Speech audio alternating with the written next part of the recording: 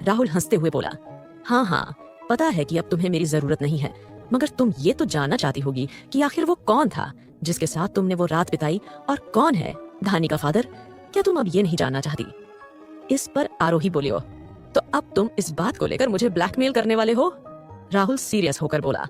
आरोही, माना कि अद्विजय ने तुम्हारी बेटी का इलाज करवाया है, उसके लिए डोनर ढूंढा है, मगर क्या तुम पूरी जिंदगी उसके साथ रह पाओगी? क्या तुम सच में उसके साथ रहना चाहती हो? तुम्हें क्या लगता है कि वो तुम्हारी बेटी को इतना प्यार देगा? अद्विजय तुम्हारी बेटी को तुमसे छीन लेगा, उसका परिवार भी तुम्हारी बेटी को तुमसे अलग कर देगा। तुम्हारे स्टेटस को देखकर वो परिवार कभी तुम्हें नहीं अपनाएगा। इस पर आरोही बोली, वो मेरी बेटी को क्यों छीनेंगे? राहुल, तुम किस तरह की बातें कर रहे हो राहुल? मैं तुम्हारी बातों को समझ नहीं पा रही हूँ। राहुल बोला, आरोही देखो, अब मैं तुम्हें किसी भी चीज को लेकर ब्लैकमेल नहीं करना चाहता, और ना ही मैं ऐसा कर सकता हूँ। मैं अद्विजय के सामने कुछ भी नहीं हूँ। सो मैं आज तुम्हें तुम्हारी जिंदगी के दो सबसे बड़े सच बताना चाहता हूँ। एक ये कि वो आदमी कौन था, और दूसरा ये कि जब तुमसे मेरी कोई दुश्मनी नहीं थी तो क्यों मैंने तुम्हारी लाइफ को हेल बनाया। आरोही काफी देर खामोश रही। राहुल फिर से बोला, आरोही मुझ पर तुम इतना तो यकीन कर सकती हो, मैं तुम्हारे साथ कुछ भी गलत नहीं करूंगा। After all you are pregnant, तो क्या ना तुम मेरे घर आ जाओ, वहां पर काफी सर्वेंट्स और मेरी मॉम भी होंगे। इस पर आरोही बोली, कोई जरूरत नहीं है, मैं तुम्हारे घर नहीं आना चाहती। राहुल बोला, तो ठीक है, मैं होटल रेडिसन में एक प्रेसिडेंशियल स्वीट बुक करता हूँ, तुम वहां आ जाना, मैं एड्रेस सेंड करता हूँ। ये कहकर उसने सीए खट कर दिया। राहुल से बात करने के बाद आरोही काफी गहरी सोच में खो गई। उसने सोचा कि क्या उसे राहुल के पास जाना चाहिए या फिर यहाँ पर धानी के पास रुकना चाहिए, क्योंकि डॉक्टर ने बताया कि धानी को पूरे 1 दिन तक होश नहीं आएगा। इसलिए आरोही ने सोचा कि वो आज रात राहुल से मिलने जाएगी, मगर इस बार अद्विजय को इन्फॉर्म करके।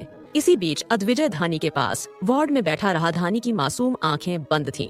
अद्विजय के कानों में धानी की प्यारी आवाज गूंज रही थी। उसने धानी के छोटे छोटे हाथों को चूमते हुए कहा, प्रिंसेस, आप भूल गए हो डैडी, आपके लिए एक कास्ट बनाना चाहते हैं, और अभी तो तुमने बताया नहीं कि तुम्हारा कास्ट किस कलर का होना चाहिए। सो बताओ, तुम्हें कौन सा कलर पसंद है? अद्विजय की बातों को सुनकर धानी ने कोई जवाब नहीं दिया। अद्विजय काफी देर उससे ऐसे ही बात करता रहा।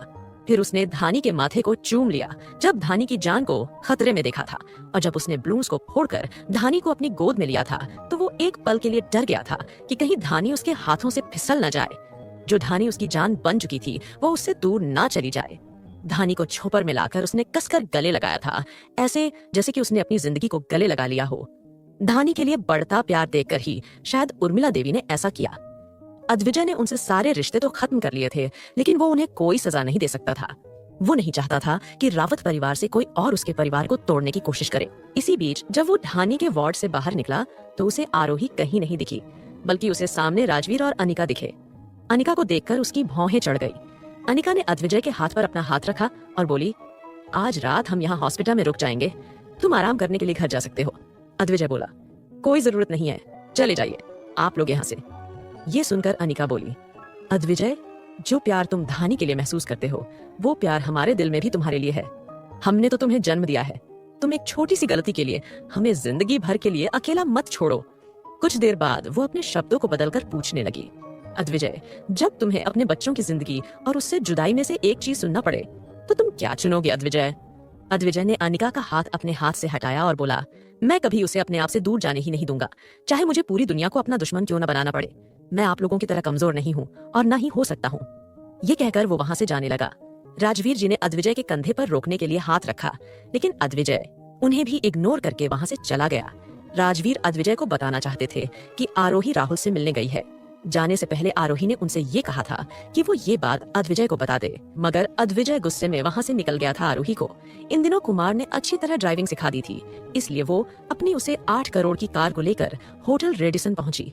बताए गए होटल रूम के अंदर जाकर आरोही सोफे पर बैठी, उसके सामने राहुल कैजुअल वियर में बैठा था। वो अब तक एक वाइन की पूरी बोतल पी चुका था। उसने आरोही को देखकर उसके सामने जूस सर्व किया। आरोही ने उसके हाथ से जूस नहीं लिया। ये देखकर राहुल मुस्कुराया और उसने अपने पास रखी एक फाइल में से कुछ फोटोज निकालकर उन्हें टेबल पर उल्टा रखा और वो बोला, पहले तुम ये जूस पियो, फिर तुम इन फोटोज को देख सकती हो। इन फोटोज में उस रात का सच है। क्यों कर रहा है राहुल आरोही को जूस पीने पर मजबूर? क्या घटिया चाल चल के राहुल पालेगा आरोही को? कहाँ है इमोटा आई गैंग की ईडर शिया का बच्चा? राहुल जब कहा कि वो आरोही को तभी सच बताएगा जब वो जूस पाएगी, तो आरोही ने कुछ देर सोचा और फिर उसने ऑरेंज उसका गैस उठा लिया। उसे पीने के बाद आरोही ने अपना हाथ आगे बढ़ाया। जैसे ही वो फोटोज को छूने लगी, राहुल आगे बोला, उस रात की सच्चाई जानने से पहले मैं तुम्हें अपनी सच्चाई बताना चाहता हूँ। आरोही, मेरी आंखों में देखो और बस देखती रहो।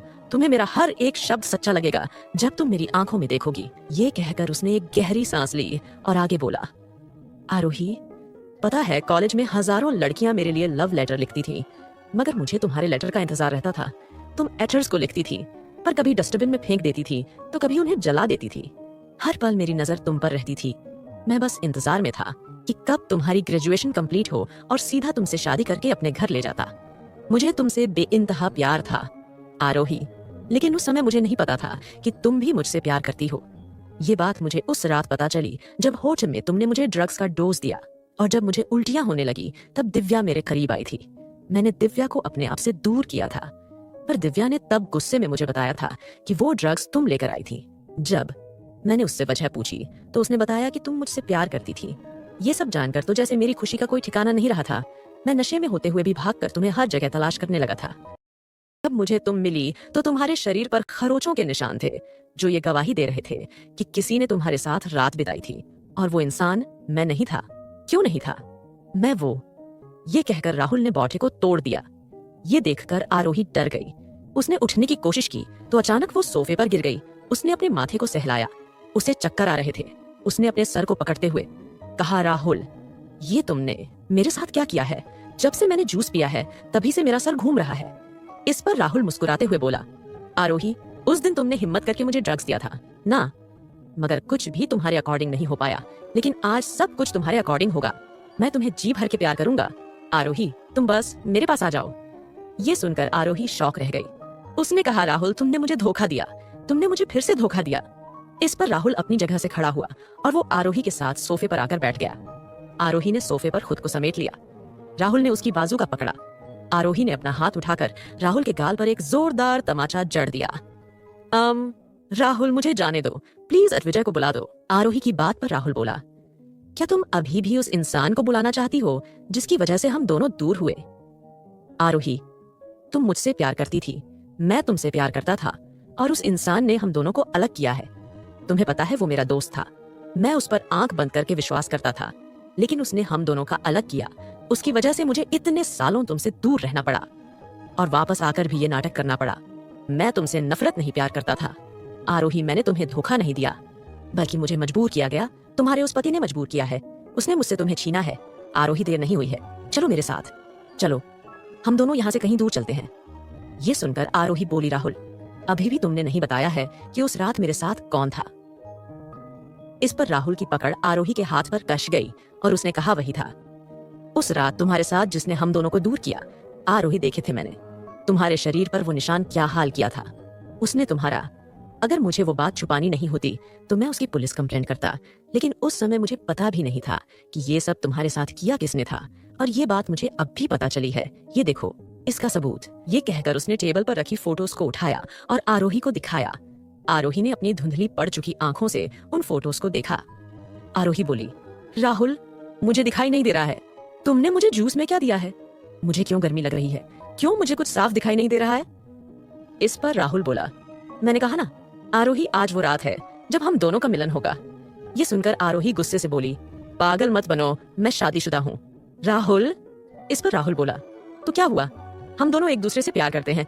आरोही, अगर हम दोनों के बीच आज रात कुछ हुआ तो वो अद्विजय भी तुम्हारे पीछे नहीं पड़ेगा और वो तुम्हें मेरे साथ जाने देगा। हम दोनों अपनी एक दुनिया बसाएंगे। आरोही। ये सुनकर आरोही बोली, नहीं नहीं, ये नहीं हो सकता, नहीं जाना मुझे तुम्हारे साथ। राहुल, इस पर राहुल बोला, क्यों नहीं? आरोही, तुम्हें डरने की जरूरत नहीं है। वो अब तुम्हारा कुछ नहीं बिगाड़ सकता। इसका सबसे बड़ा दुश्मन अब हमारा दोस्त है। ये सुनकर आरोही बोली, मैं अपने पति को धोखा नहीं दे सकती, और वैसे भी राहुल अब नहीं करती। मैं तुमसे प्यार, अगर तुम्हें मुझसे प्यार था, मेरी परवाह थी, तो नहीं जाते तुम दिव्या के करीब। नहीं होती वो प्रेग्नेंट। और क्या कह रहे हो कि तुमने सैक्रिफाइस किया? लेकिन राहुल, क्या तुम प्यार के लिए लड़ नहीं सकते थे? हम दोनों मिलकर लड़ते। राहुल, लेकिन तुमने बुज़दिलों का रास्ता चुना। तुम डर गए। राहुल, प्यार में न डर होता है न शर्म। इस पर राहुल बोला, लेकिन मुझे तुम्हारी जान की परवाह थी। क्या पता वो अद्विजय तुम्हें कुछ कर देता। ये सुनकर आरोही सार्कास्टिकली हंसी और बोली, अगर तुम मेरे साथ होते, मेरी जिंदगी के 4 पल ही होते, तो भी मैं खुशी खुशी तुम्हारी बाहों में दम तोड़ दी थी। पर राहुल, अब ऐसा कुछ नहीं है। मैं तुम्हें भूल चुकी हूं ना। मुझे तुमसे नफरत है ना प्यार। शायद मैंने बेवजह ही तुम्हारी बीवी बनकर तुम्हारा इंतजार किया।